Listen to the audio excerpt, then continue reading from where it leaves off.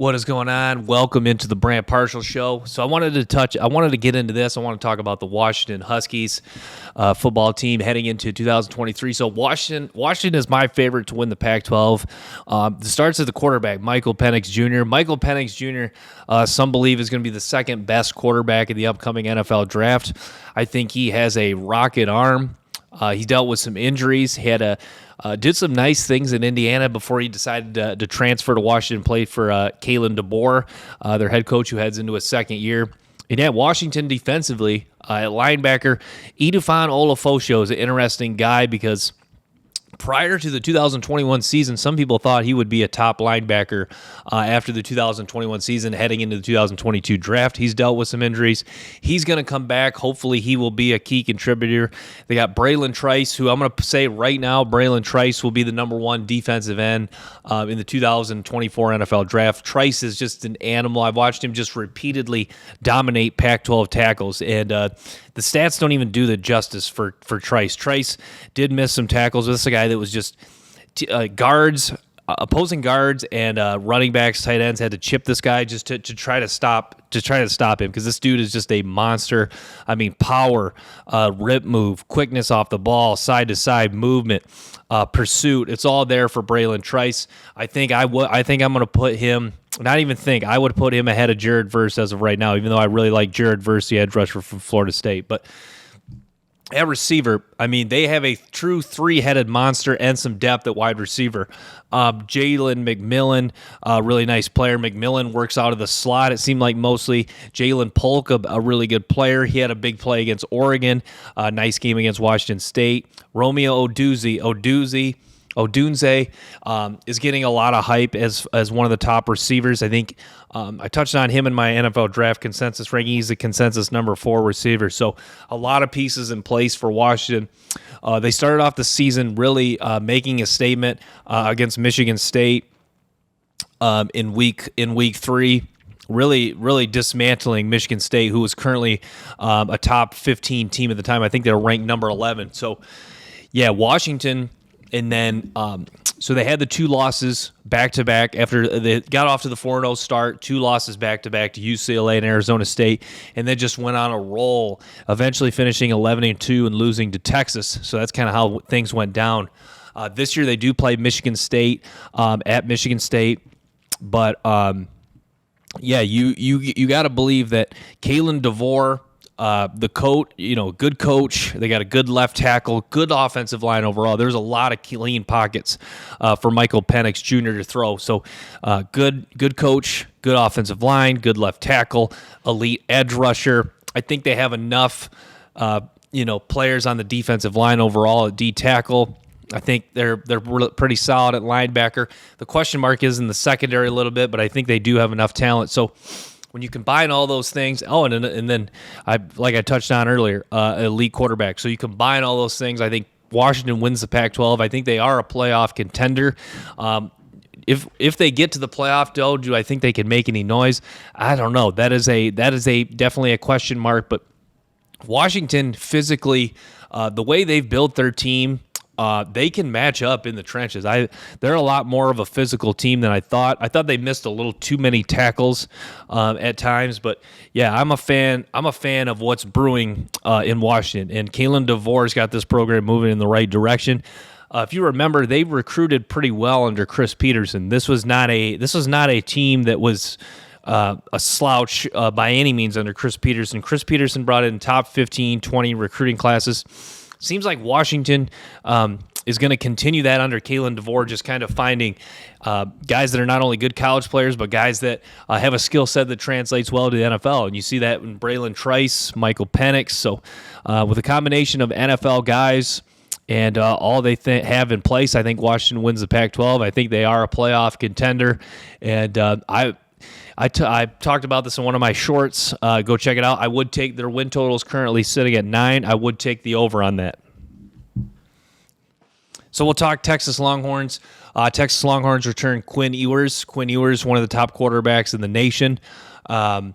Ewers got off to a really good start last year, got hurt, kind of played a little shaky at times.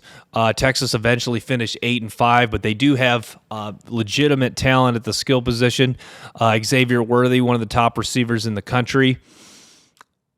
And Jatavion Sanders, really good tight end. He was one of the top tight ends coming out of high school a couple years ago. Steve Sarkisian enters his third year now as the head coach of the Texas Longhorns. He was a former head coach at Washington, former head coach at USC, and was the offensive coordinator at Alabama, with his last year being 2020 with the Crimson Tide. So, yeah, Texas, it's too bad Texas cannot have success recruiting the offensive line position. Seems like offensive line has been a struggle for Texas for quite a while. And I talked about this like with A&M, Jimbo Fisher. It seems like Texas has had the same problem, just finding not only guys that have an NFL skill set that, with high level traits, the guys that they're having trouble finding guys that can't even become like a good player in college and create a good, cohesive unit. Texas had Cosby, the lineman that's with the Washington a few years ago, but other than that, their offensive line it's been shaky the past few years. So can they, good offensive line play, I think would make a huge difference in Sarkisian's offense, because the way he kind of runs his offense, you don't necessarily need a good offensive line, but it's one of those things where if you don't have a good offensive line, can you really win big? Because you're, I think with, even with really good skill positions, an average offensive line is, you're always going to be kind of like 50-50 in those big games. Like I just touched on Washington, Washington, they, in those big games, in a lot of those close games, I think the offensive line was the difference, especially in the win over Washington State. So, yeah, Texas, can they keep developing the offensive line? I think it's going to be fascinating to watch Arch Manning. Does he see the field this year? Struggled a little bit in the spring game. Obviously, there's very high expectations for Arch Manning in Texas, but yeah, Texas will be fascinating this year in year 3 under Steve Sarkisian. So, we'll go back to the Pac-12. Dan Lanning and the Oregon Ducks. So Oregon had a really nice year after starting with a blowout loss to Georgia in week 1. Bo Nix returns at quarterback. Bo Nix did a really good job of improving as the season went on. Dan Lanning has shown that he can recruit at a high level. He did it at Georgia, and now he's continuing to do it right now at Oregon. But Oregon's going to have they'll be in the mix in the Pac-12, but they'll have to go through some Washington, USC. The Pac-12 is going to be tough. USC, UCLA is not going to be a slouch. So I think Oregon might be a popular pick by many. I think USC probably is the favorite, but yeah, Oregon is going to have some obstacles for sure, and they're going to have they will certainly have a tough road to winning the Pac-12. But yeah, I think Oregon, at them improving as the season went on, I think that is key. And this should be a team that comes in with a lot of confidence in the 2023 season. So, yeah, it should be fun. Should be fun to see what Dan Lanning does in year 2 in Oregon. So I want to start talking about Ole Miss. Ole Miss, pretty good season last year under Lane Kiffin. I really like Jackson Dart, their quarterback. He returns this year. They have some pretty good receivers returning. I really like Quishon Judkins, the running back. He's a really good player.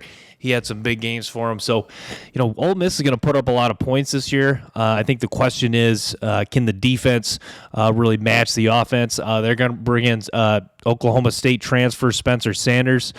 Spencer Sanders did a really good job really nice job at Oklahoma State. Did some nice things for him. So, yeah, can Ole Miss, can they be stout at the line of scrimmage? I thought their offensive line is really good. They've got some guys on defense. Ivy, number 80, the edge rusher, number 15 is a pretty good player. Number 2, they got some talent at the defensive back position, some athletes, some guys that'll come up and hit. But, yeah, Ole Miss, do they have enough star power on the defensive line and just on the defense overall to to win some of the big games. Ole Miss is going to play a really tough schedule this year. I mean, it's always pretty tough, but especially this year. I mean, they got to go. They are in the toughest conference and in the toughest division in college football. So, yeah, Ole Miss. Just will be a fun team. Lane Kiffin, offensive-minded guy. You know they're going to put up points. So you got to watch the quarterback position. Is it Jackson Dart, Spencer Sanders? Who wins the job there? But yeah, Ole Miss should be fun. And I am impressed by Lane Kiffin's play calling, and he's done a good job of coaching good offenses, and he's always seems to have good his offensive line playing well. I think because of all the the motion and tricks, I think it keeps the defensive linemen have their eyes in the backfield, and so the offensive linemen can get set and they can kind of hunker down and get ready to pass protect. So yeah, Ole Miss should be fun this year. Ole Miss every year seems like they're kind of the forgotten about team in the SEC. But have some sneaky good seasons, especially under Hugh Freeze. And then now Lane Kiffin, it looks like he's got them certainly competitive. And, it wouldn't – like if I told you, Ole Miss won the division this year, I'd say it's a little bit of a surprise, but it's not a shock. So let's talk Baylor football.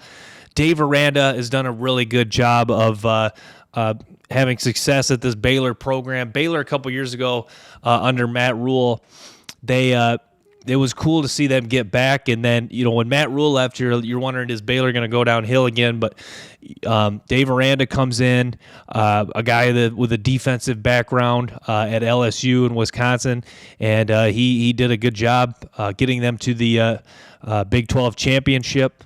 And in 2021, and then this year they kind of took a step back. But Blake Shapen's a good quarterback. I think they've done a good job of bringing in talent.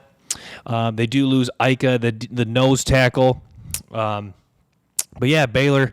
They are a team that under Aranda, they're going to be very competitive, and they're going to be a tough out in the Big 12. Am I ready to say they're going to win the Big 12? No, but they should be exciting this year.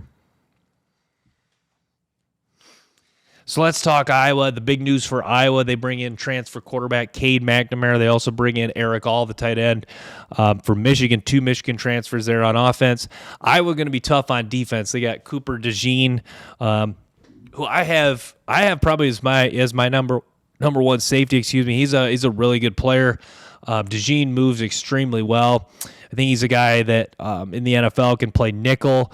He could play even outside corner. He's very versatile. He's got good size. He's strong. So, yeah, Iowa, even though they lose Luke Van Ness, Jack Campbell, some of the key pieces on their defense, they do have a lot of talent, and they're very well coached under Kirk Ferentz. So, Iowa, I think, is going to be in the mix in the East for sure.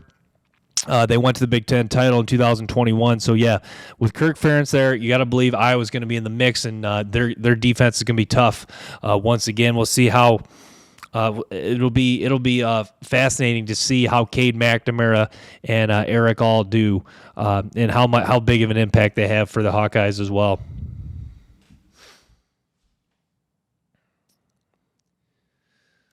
So we'll talk Tennessee.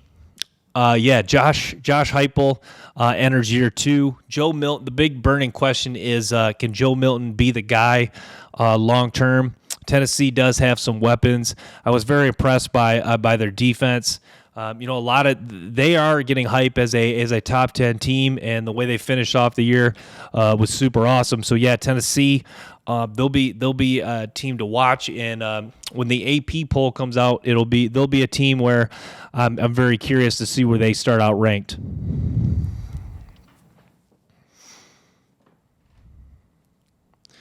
So yeah, I want to keep talking Washington. Washington, their wide receiver core is just super strong. Jalen McMillan is a really talented player. Rome Odunze. So yeah, Washington, I've kind of thought about this more. Ohio State probably does have the best wide receiver core, just with the top 2 guys they have in the room, Emeka Buka and Marvin Harrison. But yeah, Washington with McMillan, Odunze, and Jalen Polka is probably second, right behind Ohio State. Alabama or LSU with Malik Neighbors leading the charge. LSU will be up there. But yeah, so as far as receiving course, there's, Texas with Worthy, they got Whittingham. Texas, they'll be up there too. But yeah, Ohio State and Washington really stand out as some of the top wide receiving cores this season. So I was talking Michigan earlier today, and Blake Corum and Donovan Edwards could be the top 2 running backs in college football. They could be the top 2 guys for next year's NFL draft. I think Donovan Edwards does project well to the NFL just because of his ability to catch passes, and he's a physical runner, good size, strong, really looks the part. I think his physicality, size, physicality. Translate very well to the next level. But yeah, Blake Corum.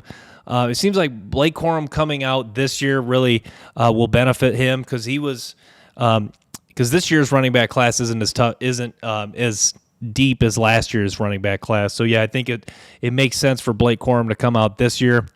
But Michigan, with Edwards and Corum, that's going to be an exciting 1-2 punch this season. So we'll talk Penn State some more. Penn State, 11-2 last year. No more Sean Clifford this year. Drew Aller is going to take over the helms at quarterback this year. Nick Singleton was one of my favorite players. He was excellent as a freshman, former 5-star running back. So we'll see. Singleton should take another step in his game. He's a super talented football player. I really like Chop Robinson, their edge rusher they have. He's an athletic, quick twitch guy. So yeah, and Kalen King. So yeah, I mean, since I've kind of dove deeper into Penn State, the more I really like them. I mean, those Chop Robinson, Kalen King, those are guys getting hype as potential first-round guys next year.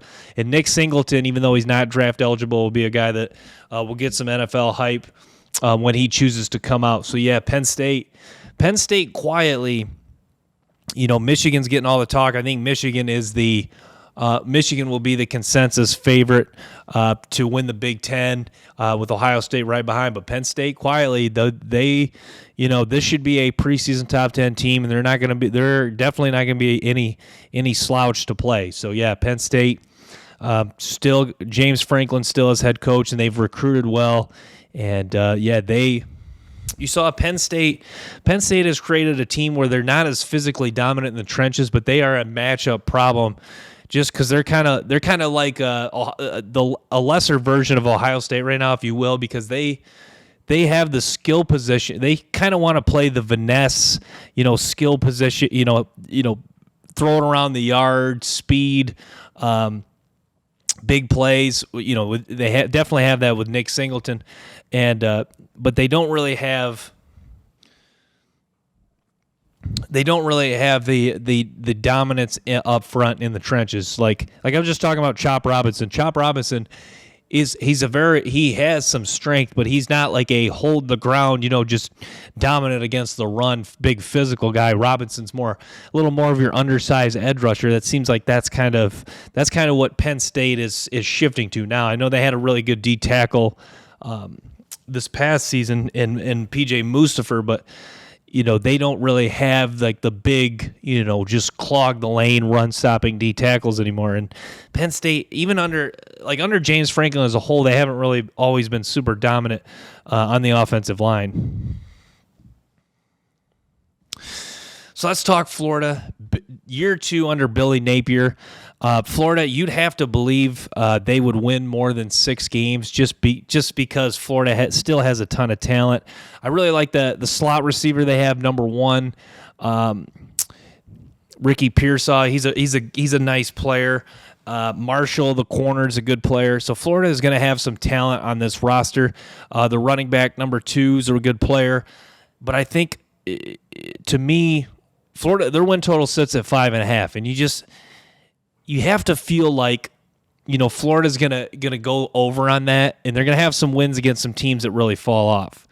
Like, for example, maybe Tennessee just falls off and they win that game.